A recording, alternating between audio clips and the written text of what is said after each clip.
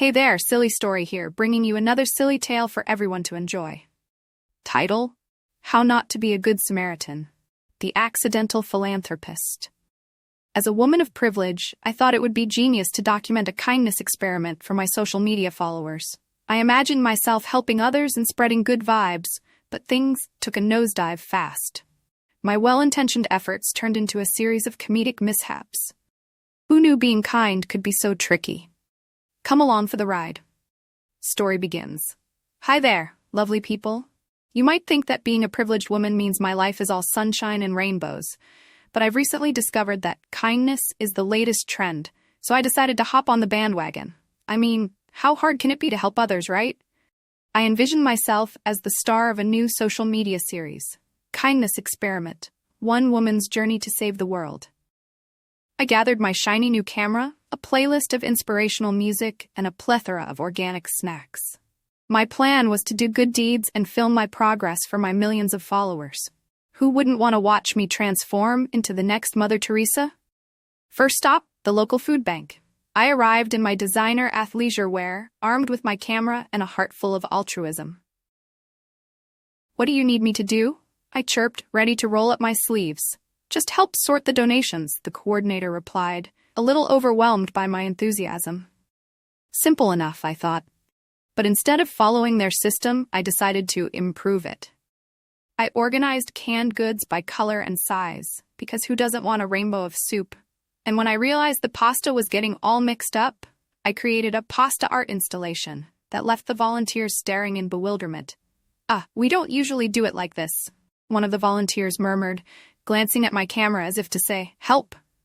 By the end of my first day, I had not only caused a logistical nightmare, but also managed to film a segment where I accidentally dropped a jar of spaghetti sauce on an unsuspecting elderly gentleman.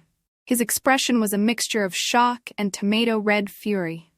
My kindness experiment was off to a roaring start.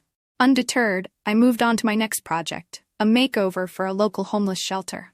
I thought, what's better than a little luxury for those in need? I envisioned a posh oasis, complete with velvet curtains, chandeliers, and a gourmet coffee bar. I brought in all the items, feeling like the fairy godmother of good deeds.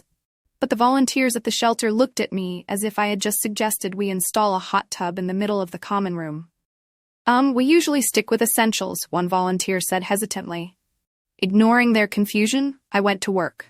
The result? A glittery, utterly impractical refuge that was more suited for a film set than a shelter. My lavish makeover consisted of overpriced throw pillows and scented candles, because who wouldn't want their living situation to smell like fresh lavender?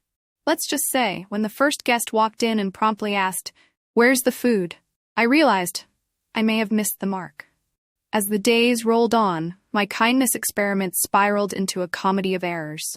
I documented every mishap and posted them online, but instead of the likes and shares I expected, I was met with a storm of backlash. "You're making things worse," one comment read. "This isn't helping at all." The reality hit me like a ton of gluten-free granola bars. My efforts, though well-intentioned, were causing more harm than good.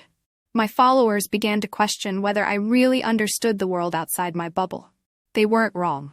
Sitting in my luxurious apartment, surrounded by my failed kindness project, I felt a pang of guilt. I decided to take a break from the camera and reflect. What did I want to achieve?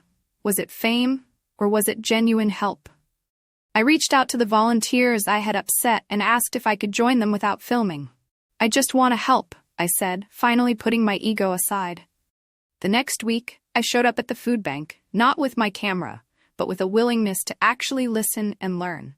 I folded boxes, packed bags, and asked the volunteers what they needed instead of making my own plans. At the shelter, I brought in practical supplies, hygiene products, blankets, and non-perishable food, items that actually mattered. I learned about their challenges, listened to their stories, and genuinely tried to understand their needs. In doing so, I discovered the true meaning of kindness. It wasn't about the glitz or glamour. It was about empathy and connection. Looking back, I realized my initial approach was a recipe for disaster. I had tried to be a hero without understanding the struggles of others. But in putting down the camera and stepping into the world without fanfare, I found a joy I never expected. So to all my followers, I might not be the perfect Good Samaritan, but I'm on my way to being a decent human being. My journey isn't about perfection. It's about genuine effort, real connections, and yes, the occasional misstep. And maybe one day, I'll get my camera back out, not to film my goodness, but to capture the beautiful, messy reality of life and kindness. Thanks for joining me on this wild ride. Here's to trying and failing and trying again, because that's how we learn. Cheers. Thanks for listening. Make sure to visit our YouTube channel. See you again for another silly story.